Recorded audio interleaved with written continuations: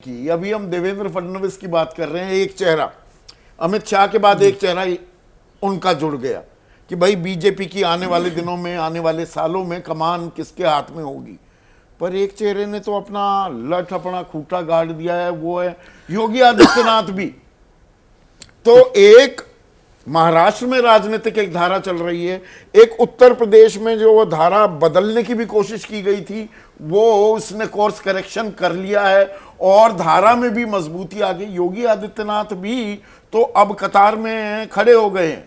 नहीं, योगी आदित्यनाथ तो पहले से ही कतार में है। हाँ, वो तो नहीं, इस नतीजे के बाद और यूपी के भी उपचुनाव के नतीजे कर लें, वही मैं कह रहा हूँ, वो पहले से ही कतार में अब है। मैं एक शब्द बोल दूं, अब दो छत्रप पुनः तैयार हो गए चुनौती के रूप में। हाँ, जो अभी तक एक छत्रप थे हाँ, अकेले, अब दो हो गए छत्रप। हाँ। जो दिल्ली को, मतलब दिल्ली के सामने समानांतर आप कह सकते हैं, उनकी लीडरशिप रहेगी। लेकिन देवेंद्र फडणवीस का को मुख्यमंत्री बना करके राष्ट्रीय स्वयंसेवक संघ ने पूरा ऑर्डर जो है भारतीय जनता पार्टी का सेट कर दिया है। और वो ऐसे सेट कर दिया है कि मोदी जी सर्वोच्च नेता हैं, प्रधानमंत्री हैं, वो बने रहेंगे।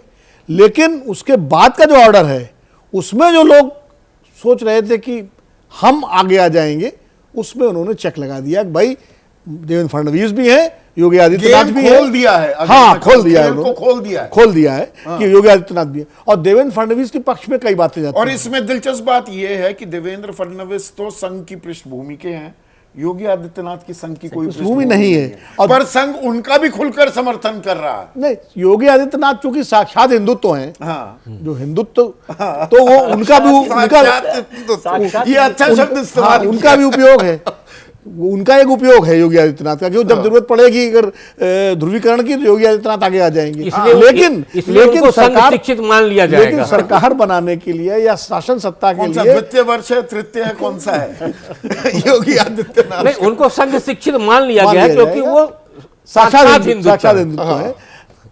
देवेंद्र फडणवीस के साथ जो प्लस पॉइंट है, पहली बात तो महाराष्ट्र जैसे राज्य के 5 साल मुख्यमंत्री रहे पहले, फिर 2.5 साल डिप्टी चीफ मिनिस्टर रहे, और अब फिर मुख्यमंत्री रहेंगे और 5 साल रहेंगे। इसमें कोई शक इसलिए नहीं है, जिस तरह का नंबर गेम है। और ये बात में दिमाग से सहमत हूं। तो जो ये ट्रांजिशन, बीजेपी ट्रांजिशन करने में एक्सपर्ट है, वो कांग्रेस कभी नहीं कर पाती है। ट्रांजिशन के दौर में भी घुसने के लिए तैयार होती दिख रही है कांग्रेस के पास, या बीजेपी के शीर्ष नेतृत्व का हैंड, वो जो जुए की भाषा है ना, फोर्स कर दिया है आरएसएस ने कि तैयारी करो। देखिए, कांग्रेस आगे के लिए भी तैयारी करो। कांग्रेस के पास कोई आरएसएस नहीं है।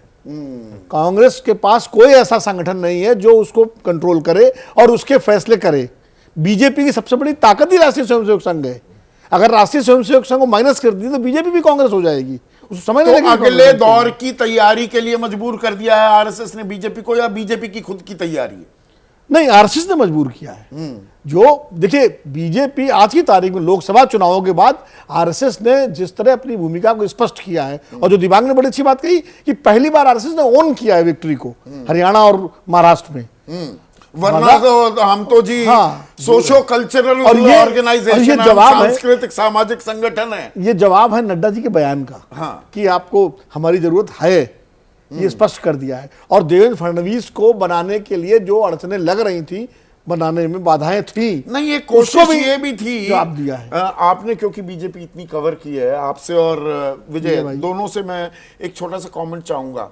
अंदर खाने क्या कुछ तैयारी ऐसी भी बीच में होती दिखी कि भाई बीजेपी संघ मुक्त कर ली जाए?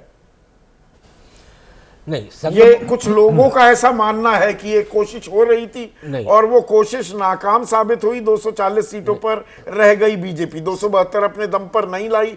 वो आ जाती 300 प्लस, तो संघ मुक्त भी होने का मन बनाता दिख रहा था एक धड़ा नहीं बीजेपी का। संघ मुक्त करने का प्रयास नहीं था। हाँ। प्रयास ये था कि संघ को पर्दे में ही रहने दिया जाए, संघ काम करे। नहीं, संघ काम करे, श्रेय हमको मिलना चाहिए। ऐसा था क्या? श्रेय तो देता ही रहता है। नहीं, उसके लिए एक बात मैं और बोल दूं संदीप भाई, आप ये देखिए कि बटेंगे कटेंगे, ये नैरेटिव पहले मुद्दा कहां से तय होता था? दिल्ली से, और पूरे देश में जाता था। तमाम मुद्दे देखे 2014 के बाद, लेकिन अब मुद्दा कहां से आया है? नागपुर से। पहला मुद्दा सुनिए, पहला मुद्दा बटेंगे कटेंगे, और दूसरा मुद्दा आया 3 बच्चे पैदा करो। नहीं, उसमें पहले बटेंगे कटेंगे पे ही डटे रहते हैं। 26 अगस्त को ये बयान दिया योगी आदित्यनाथ ने। 6 अक्टूबर को आप ही के शब्दों का इस्तेमाल कर रहा हूं, स्टैंप पेपर पर नोटराइज कर दिया सरसंघ चालक मोहन भागवत ने। पर प्रधानमंत्री ने 31 अक्टूबर को क्या कहा, एक है तो सेफ है, अमेंड किया उन्होंने, अमेंड किया। संघ ने बटेंगे तो कटेंगे को नोटराइज किया, प्रधानमंत्री ने दूसरी लाइन ली, एक हल्की लाइन, थोड़ी सी कोमल लाइन। नहीं, दो शब्द बदले उन्होंने। योगी आदित्यनाथ ने कहा था कि बटेंगे कटेंगे, एक रहेंगे नेक रहेंगे। इन्होंने कहा एक रहेंगे सेफ रहेंगे, यानी दो शब्द बदला इन्होंने। बदलना नहीं, पर पहले बयान को संघ ने नोटराइज कर दिया था, प्रधानमंत्री ने उसके बावजूद उसमें बदलाव किया। बदलाव इसलिए करना है कि इस पे हमारी मोहर लगे कि एजेंडा हमारा है, मुद्दा हमारा है, संघ का नहीं है। अरे वहीं तो आ गए, यही तो मेरा मूल सवाल था। बिल्कुल संघ ने अपनी मोहर लगाई है। ये बिल्कुल ठीक सवाल है आपका। और ये कोशिश की गई, जो जेपी नड्डा के बयान है ना, आप उसको इस तरह से ही समझिए, जो दिबांग कह रहे हैं कि भाई ऑन किया, ऑन करने की मतलब क्यों जरूरत पड़ी, ऑन करने की जरूरत पड़ी कि एक एक्सरसाइज ऐसे थोड़ा काम हम सारा हम दूसरा मौका है, पूरा का पूरा जमीन तैयार करें और आप सब कुछ मलाई काट के ले जाओ। दूसरा मौका है 2005 को याद कीजिए। 2005 में दिसंबर में चेन्नई में बीजेपी की नेशनल एग्जीक्यूटिव थी, जिसमें लालकृष्ण आडवाणी बहुत घेरे में थे जिना प्रकरण के बाद। तो उन्होंने उस भाषण में, अपना आखिरी भाषण एक तरह से था चेन्नई में अध्यक्ष के तौर पे, उन्होंने कहा कि we have to redefine the relationship between BJP and RSS. और उसके बाद ये कोशिश अभी की गई, उसी वजह से आरएसएस ऑन करने के लिए आ गया। मतलब आप आरएसएस फ्रंट फुट पर आ गया, आरएसएस फ्रंट फुट पर आ गया। ये नहीं 2005 वाली कोशिश 19 साल बाद फिर होती